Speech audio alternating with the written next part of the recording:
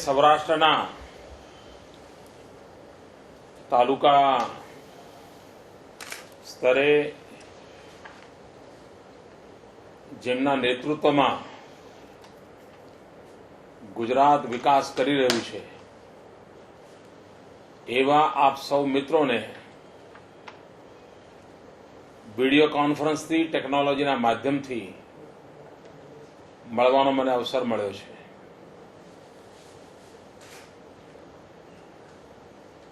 ગયા એક વર્ષથી વહીવટી તંત્રની અંતર્ગત જુદા જુદા સ્તરે તાલુકા કક્ષાએ વિકાસનું મોડેલ કયું હોય, તાલુકો પોતે જ પોતાના તાલુકાનો ભાગ્ય વિધાતા કેવી રીતે બને, તાલુકાની શક્તિ શું છે, તાલુકામાં ક્ષતિ શું છે, એવી કઈ બાબતો છે કે જે સહેલાઈથી તાલુકામાં પૂર્ણ કરી શકાય એવી છે, એવી કઈ બાબતો છે કે સહેજ ધ્યાન આપીએ તો પૂર્ણ થાય એવી છે, એવી કઈ બાબતો છે કે જે કદાચ ખૂબ મહેનત કરીએ તો છતાંય જિલ્લો કે રાજ્યની મદદ ન મળે એને પાર પાડવું મુશ્કેલ પડે, આવી બધી અનેક બાબતો હોય છે। ઘણીવાર શું થતું હોય છે, વહીવટી તંત્રમાં રોજ બરોજ એટલી બધી કામગીરી આવતી હોય છે, તાત્કાલિક ધ્યાન આપવા પડે એવા પ્રશ્નો એવા આવી જતા હોય છે। કોઈ જગ્યાએ બસનો મોટો અકસ્માત થઈ ગયો હોય તો પણ આખા તાલુકા વહીવટી તંત્રને પોતાનું કામ છોડીને દોડી જવું પડતું હોય, અચાનક કોઈનો પ્રવાસ આવ્યો હોય ઉપરી અધિકારીનો તો બીજા કામો છોડીને ત્યાં પહોંચી જવું પડતું હોય, આવી અનેક વિટંબણાઓની વચ્ચે આપણે કામ કરતા હોઈએ છીએ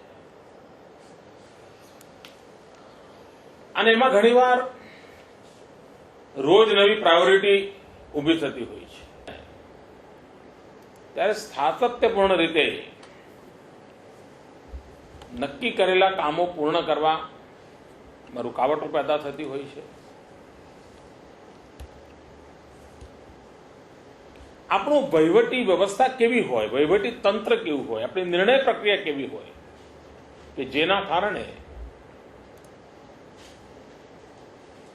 આ સમય સમય પર આવતી બાબતો આપણા નિર્ધારિત કરેલા કામોમાં રૂકાવટ પેદા ન કરે, અડચણ પેદા ન કરે, આનો એક વિચાર કરવાની આવશ્યકતા છે। ચર્ચા ચાલે છે, તમે પણ બધા જ્યારે પ્રવાસ માટે જતા હશો પરિવાર સાથે તો તમને જ્યાં જ્યાં જતા હો જ્યારે ગુજરાતની વાત આવતી હોય તો લોકો તમને ઉમળકાથી વધાવતા હશે, તમે અનુભવ કરતા હશો। અને મને ઘણા બધા આપણા સરકારના મિત્રો એલટીસીમાં ફરવા ગયા અને પાછા આવે તો મને પત્ર લખતા હોય છે કે સાહેબ અમે ફલાણી હરિદ્વાર ગયા હતા તો અમને આવો અનુભવ આવ્યો, અમે રામેશ્વર ગયા હતા તો આવો અનુભવ આવ્યો, અમે કન્યાકુમારી ગયા હતા તો આવો અનુભવ આવ્યો, લખતા હોય છે મને। અને એમાં સહજ રીતે એક સૂર હોય છે કે સાહેબ બહાર જઈએ છીએ તો અમારું માન વધી જાય છે, અમને આવકાર મળે છે, અમારો ઉમળકો વધે એવું બધું અમને સાંભળવા મળે છે, અમને આનંદ થાય છે। અને સ્વાભાવિક છે કે સારું કામ થયું હોય અને જ્યારે અજાણી જગ્યાઓથી એના વિશે સારી વાત જાણવા મળે તો આપણો બધાનો ઉત્સાહ વધે અને તમે જ્યારે મને લખો તો મારો પણ વધે, એ સ્વાભાવિક મનુષ્ય ગતે સ્વભાવ છે। પરંતુ આખી આ સફળતાના મૂળમાં જઈએ તો એવું કયું કારણ છે કે આપણે આટલું બધું એચીવ કરી શક્યા? સરકારમાં બેઠેલા આપ સૌ મિત્રો તો એ જ છો કે નવા થોડા છો, તમે વર્ષોથી આ કામ કરો છો, વહીવટી પ્રક્રિયા પણ એ જ છે, ફાઇલો પણ એ જ છે, કામ કરવાની પદ્ધતિ પણ એ જ છે, છતાં પણ આ શક્ય કેમ બન્યું? એના અનેક કારણો હશે, એનું વિશ્લેષણ કરીએ તો કદાચ ગ્રંથો લખાય, પણ એક બાબત જે મારા ધ્યાનમાં આવે છે એ બાબત એવી છે કે આપણે આપણા લક્ષ્યને ઓझल નથી થવા દીધું, આપણે આપણા માર્ગ પરથી વિચલિત નથી થયા. સમય સમય પર અનેક તકલીફો આવી, ક્યારેક અતિવૃષ્ટિની તકલીફ આવી હોય, ક્યારેક પૂરની તકલીફ આવી હોય, ક્યારેક અકસ્માતોની તકલીફ આવી હોય, ક્યારેક જાત જાતના અવરોધો આવ્યા હોય, રોજ કોઈ નવી નવી સમસ્યા આવી હોય. હવે જો આપણે એમાં જ અટવાઈ પડ્યા હોત, એને જ પ્રાથમિકતા આપીને એને જ એડ્રેસ કરતા રહ્યા હોત તો પણ કામ તો દેખાત, પરંતુ ગુજરાત આજે જ્યાં પહોંચ્યું છે ત્યાં ન પહોંચ્યું હોત. આપણે શું કર્યું? જે ચાલતું એ ચાલવા દો, જેને જે કરવું એ કરવા દો, વિવાદો કરવા કર્યા, આપણે બધામાં નથી પડવું. આપણે એક જ કામ, વિકાસ, વિકાસ ને વિકાસ, એક મંત્ર લઈને ચાલ્યા. નક્કી કરેલું કામ એટલે કરવાનું જ, કન્યા કેળવણી એટલે કરવાની જ, કૃષિ મહોત્સવ એટલે કરવાનો જ, ગરીબ કલ્યાણ મેળો એટલે કરવાનો જ, સામાન્ય માનવીને રાહત મળે, લાભ મળે, એના માટેના જે નિર્ધારિત બાબતો છે પૂર્ણ કરવાની છે. આવી કેટલીય બાબતો છે જેની પર આપણે બિલકુલ ચોંટી રહ્યા. બોરીબાંધની સામે કોઈ ઉભાળો કરે તો ડર્યા નહીં, બોરીબાંધ કરવાના જ. ચેકડેમ ક્યાંક તૂટ્યા હોય કે કંઈક ગડબડ થઈ હોય, એના કારણે બહુ મોટા હોબાળા થઈ જતા હોય, તેથી મૂળ કામથી ચલિત નહીં થવાનું. ઠીક છે, ભૂલ થઈ છે, સુધારીશું. આજે આ વાતને આપણે પકડી છે, એનો લાભ મોટો મળ્યો છે. આ જ બાબતને તાલુકામાં પકડી શકાય કે ભાઈ અમે તાલુકાની અંદર આજે કામો નક્કી કર્યા છે, ગમે તેવી મુશ્કેલીઓ આવશે પણ આ તો અમારે પૂર્ણ કરવા જ છે. અગવડ આવે, સગવડ આવે, માણસ રજા પર જતો રહે, માંદો પડી ગયો હોય, સાધનો ઠીક ના ચાલતા હોય, તેમ છતાંય આ તો અમારે કરવું જ છે. એક મારે આ મૂડ બનાવવો છે તાલુકા કક્ષાએ, અને આ જો આપણે કરીશું તો આપણો તાલુકો, વાયબ્રન્ટ તાલુકો, આ યોજનાને સફળ કરવા માટે બીજી કોઈ બાબતની જરૂરિયાત નહીં પડે. એ જ રીતે ઘણીવાર તાલુકામાં બેઠેલો વ્યક્તિ પોતાને નિરાધાર અનુભવ કરતો હોય છે કે હું આ કરીશ અને મને કોઈ પડખે નહીં ઉભું રહેતો, હું કરીશ આના કંઈ ખોટું થઈ જશે તો એનાની મૂંઝવણ રહેતી હોય છે. આ તાલુકા કક્ષાએ ટીમ બને તો હિંમત આવતી હોય છે, નિર્ણય કરવાની શક્તિ આવતી હોય છે. ચાર મિત્રો સાથે મોકળા મને ચર્ચા કરી શકાય છે, ભાઈ હું આ ફલાણા ગામમાં મારો એક પ્રોબ્લેમ છે, મને સમજાતું નથી, શું કરું? તો બીજો સાથે ભલે આપણા ડિપાર્ટમેન્ટનો નહીં હોય, બીજા ડિપાર્ટમેન્ટ પર એ કહેતો હશે, ના તું એમ ના કર ભાઈ, મારો પેલો માણસ છે ને એને ખબર છે, હું એને મોકલું છું, જો એ તને મદદ કરશે. એક પ્રકારે કોઓપરેશનનું વાતાવરણ એટલું બધું સરસ બની જશે કે આપણે એકબીજાને પૂરક બનીને હિંમતપૂર્વક નિર્ણયો કરીને આગળ વધી શકીએ. ઘણીવાર આપણે તાલુકામાં આપણા વિભાગના ટાર્ગેટ પૂરા કરવા માટે તો બહુ મહેનત કરતા હોઈએ છીએ. ઘણીવાર કુટુંબમાં દીકરાનો જન્મદિવસ હોય, સાંજે પાછા ઘરે જવાનું હોય, ઘરના લોકો રાહ જોતા હોય, તો પણ સરકારી કામનો ટાર્ગેટ પૂરું કરવાનું એટલું બધું મગજમાં હોય કે દીકરાનો જન્મદિવસ બાજુમાં રહી જાય ને આપણે ઓફિસમાં બેઠા હોય રાત્રે 9 વાગ્યા સુધી. એવા મેં તાલુકાના ઘણા અધિકારીઓ જોયા છે. ઘણીવાર ગામડે ગયા હોય તો રાત્રે 11, 12 વાગ્યા સુધી આવતા હોય પાછા.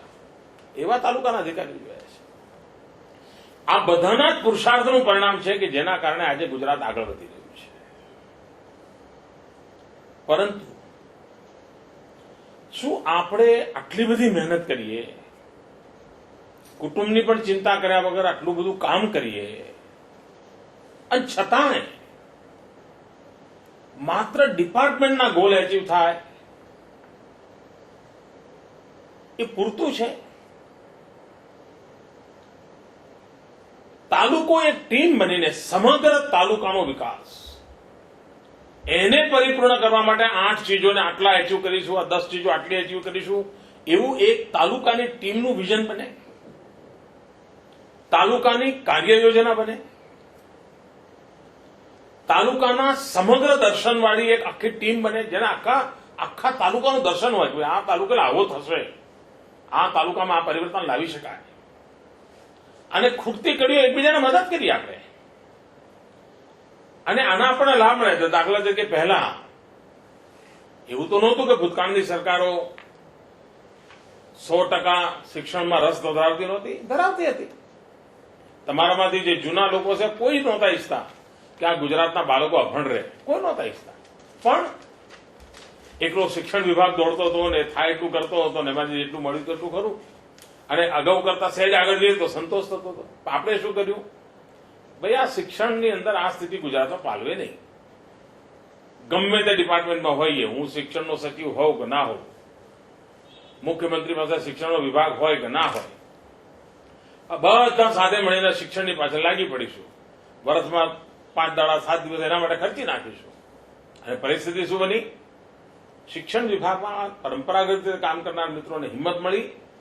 હિંમતનું પરિણામ એ આવ્યું કે શિક્ષણની બાબતમાં જે એક સ્થગિતતા હતી, ભરતીની બાબતમાં, ઓરડા બનાવવાની બાબતમાં, વિદ્યાર્થીઓનું 100% એડમિશન થાય એના માટે, ડ્રોપઆઉટ ઘટાડવા માટે સામૂહિક રીતે ટીમ બનીને બધી શક્તિઓ એક તરફ લગાવી એ સ્થિતિમાંથી આપણે બહાર આવી ગયા. આપણા સફળ પ્રયોગો છે. કૃષિ વિભાગ પહેલા પણ મહેનત કરતો હતો, પણ આમૂલચૂલ પરિવર્તન નહોતું આવતું. કૃષિ મહોત્સવ, બધા ડિપાર્ટમેન્ટ, બધી શક્તિ એક દિશામાં જોતરી, અદભુત પરિણામ આવ્યું.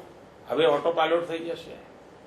મૂડીરોકાણ ઉદ્યોગ વિભાગ કરતો હતો, સમગ્ર સરકાર લગાવી, વાતાવરણ બનાવ્યું, ઔદ્યોગિક ક્રાંતિની દિશામાં આગળ વધી ગયા.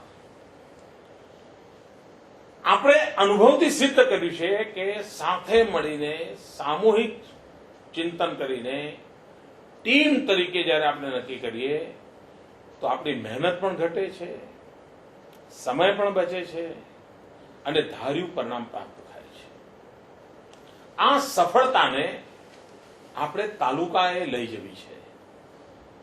આ તાલુકામાં મોડેલ વિકસાવવું, એનો અર્થ એ આપણો તાલુકો વાયબ્રન્ટ તાલુકો, એનો અર્થ જ આ કે તાલુકા સરકાર. આપણું વિઝન કેમ ના હોય કે ભાઈ 2015 સુધીમાં અમે અમારા તાલુકાને અહીંથી અહીં પહોંચાડીશું. આ મારા રિસોર્સિસ છે, આ અમારો મેન પાવર છે, આ સંભાવનાઓ પડી છે, આ મારી શક્તિઓ છે જેનો અમે હજુ સુધી કામે લગાડી નથી, અમે શોધી કાઢીશું. અમારો તાલુકો આખા દેશના લોકોને તાલુકો જોવા આવવાનું મન થાય એવો કેમ ના બને?